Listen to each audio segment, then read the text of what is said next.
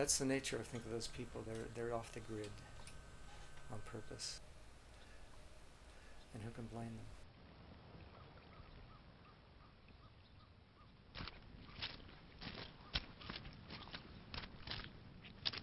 I got off the paths after almost an hour of walking just straight into the forest. And I saw a guy walking on the ridge above me, and I decided to stay hidden and go investigate the direction that he came from.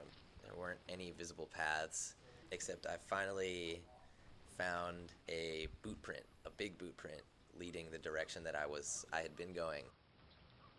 We'd throw down like, sticks or something over the trail so you couldn't really see it, and then you'd walk on top of the sticks, and then eventually they'd fall apart and you'd put sticks on top of that. But you kind of wanted to hide your spot. More for the university than for like worried about anybody coming out there. I'd picked this place. It was like right in the middle between trails, and so I was really far from almost any major trail or road, and then it was surrounded by poison oak. So if even someone was going up, they'd be like, "Fuck this." I wasn't prepared for like that much of a rainstorm, like that many storms, and I didn't really think about the fact that like I would have to do school and like sleep out in the cold in this tent and try to like maintain my grades and maintain my like emotional and mental health. And it's harder to make friends like living in a tent because you just become this person who like is a woodsy. Everyone knows who you are, and they're like, "Hey, you're that kid, Eric. You live in a tent." But none of them are really your friends. They're just people who know you as that dude who lived in the woods. I think you get a little crazy. I think I was a little crazy when I was living out in the woods. It's hard to get out of that situation. Actually, I think once you're in it, it's hard to get out of it.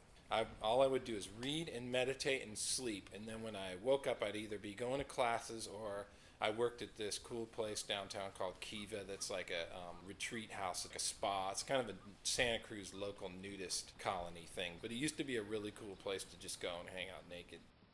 It was cool. It was like the most spiritual time in my life, like I said.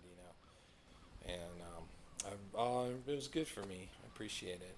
But I think the Woodsies were a kind of different breed in those days. I think it was more alternative living.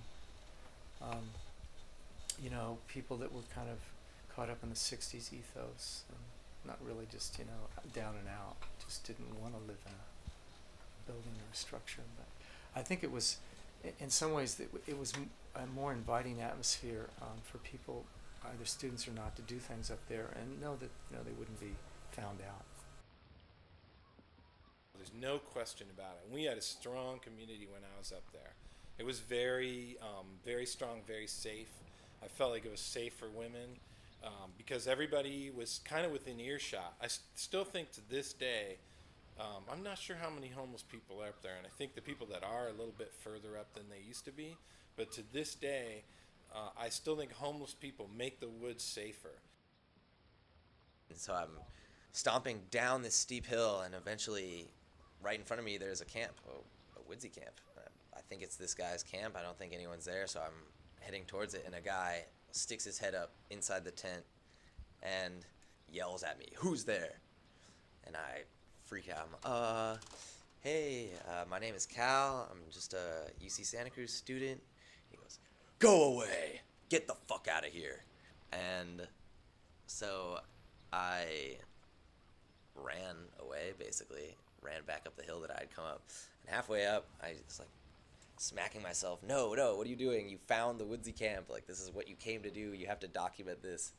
And so I stopped and I attempted to take some pictures of the camp, but my heart was beating and I'm shaking because I'm tired and the light was crappy, so it was all these blurry pictures.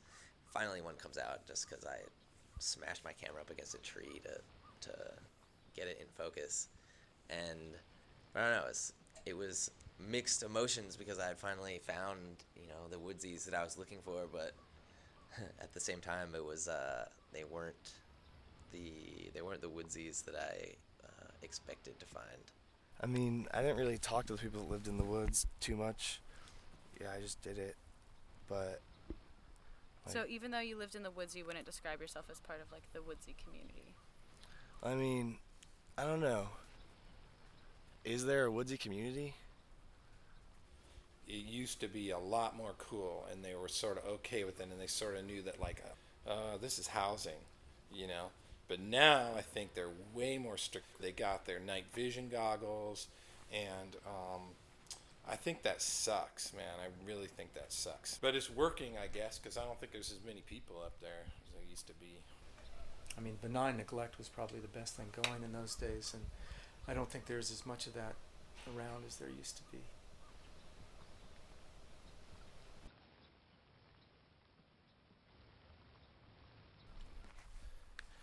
Kind of a supple sapling. You mean a drag of this cigarette? Yeah.